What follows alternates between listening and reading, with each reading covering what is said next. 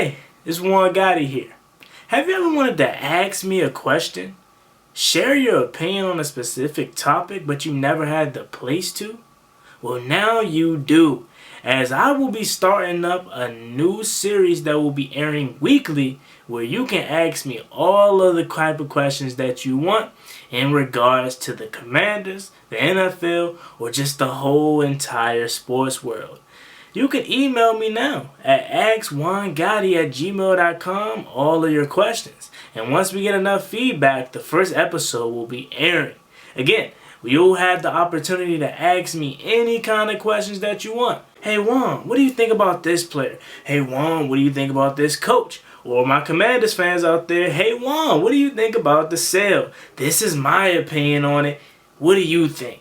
You now have the opportunity to do that. I would take full advantage of that if I was you out there. Hit my email up now at juangottibusiness@gmail.com with your questions. Again, that's juangottibusiness@gmail.com with your questions.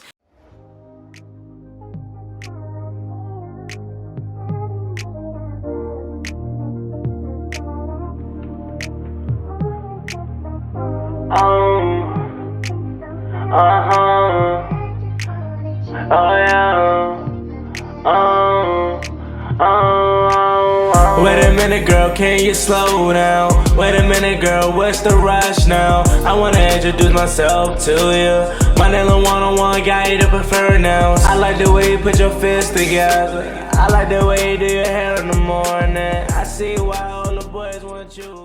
YouTube, what's going on? It's Juan Gotti here with another Washington Commanders video, and in today's video I'm coming on here with some more NFL draft talk, and I wanted to come on here talking about a specific position.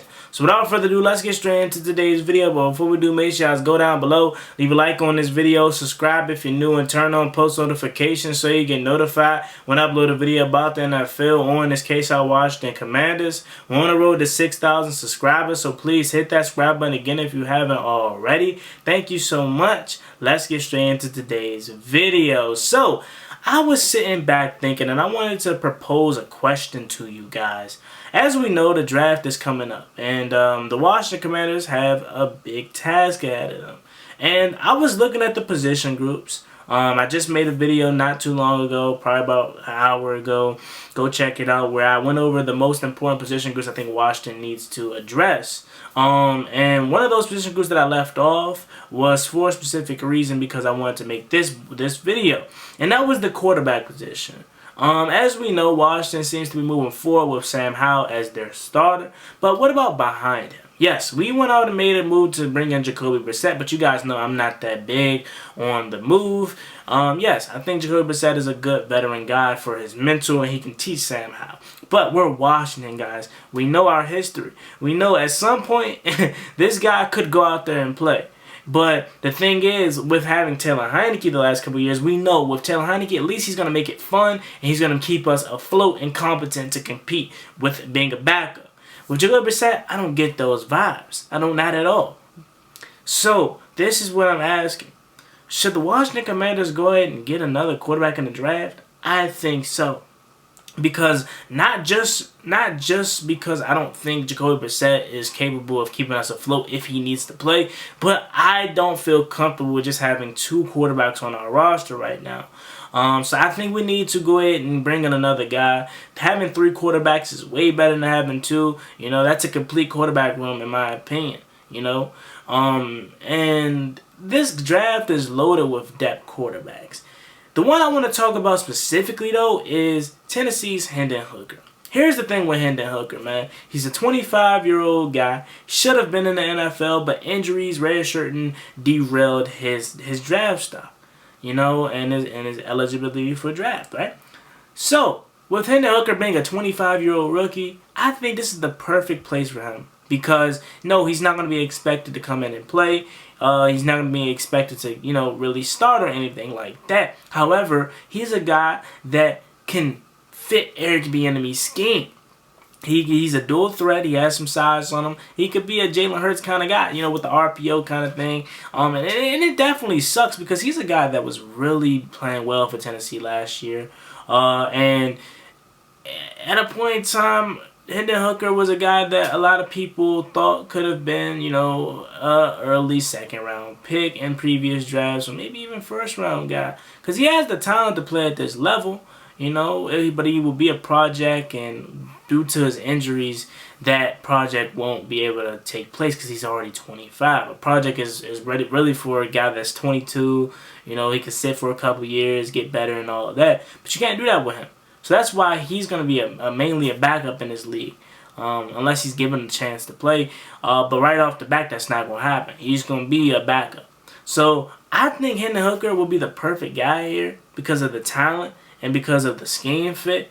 Now let's read some of Hendon Hooker's strengths and weaknesses, and let's see where a lot of these guys have Hendon Hooker going in the draft. So, some of his strengths, according to NFL.com. He blends NFL pocket passing size with his dual threat athleticism. He's a rhythmic passing who prefers to keep plays on schedule.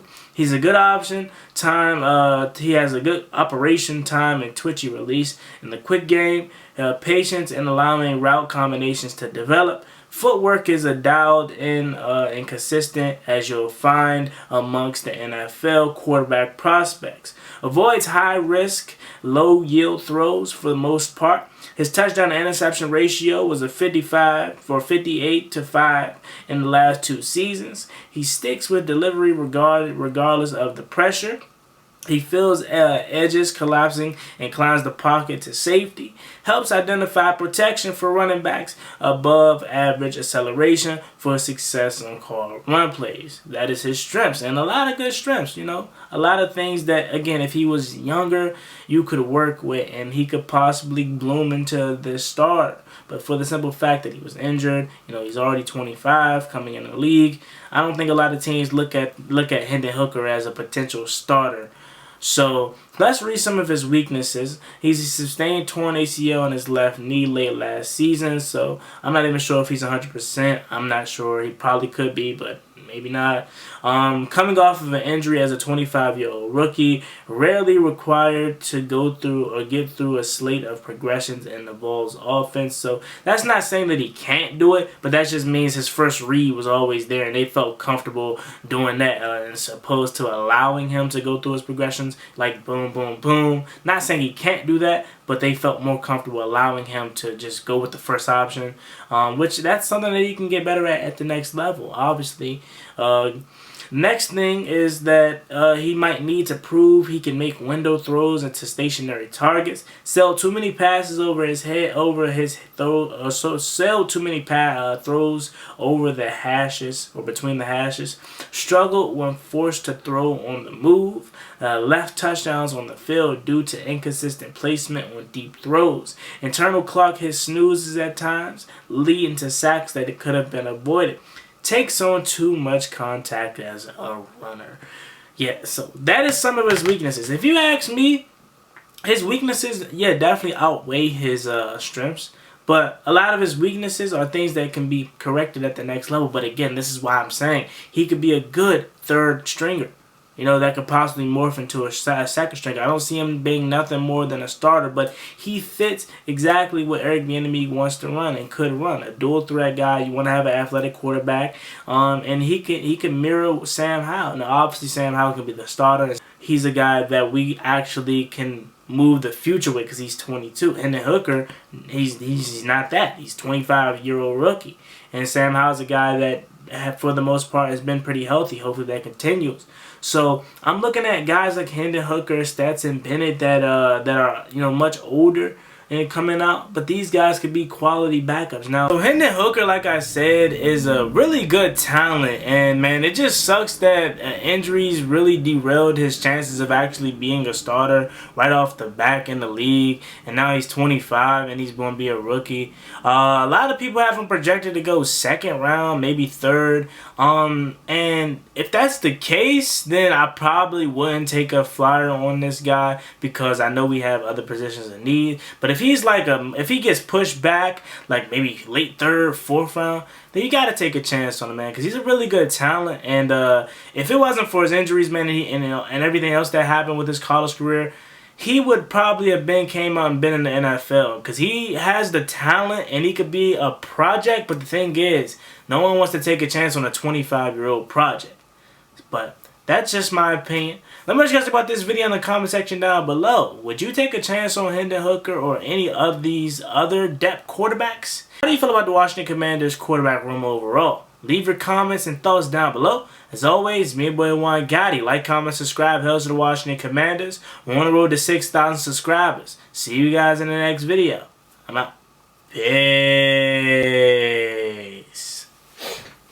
Cost me one time, that's gonna get you popped. Get you popped.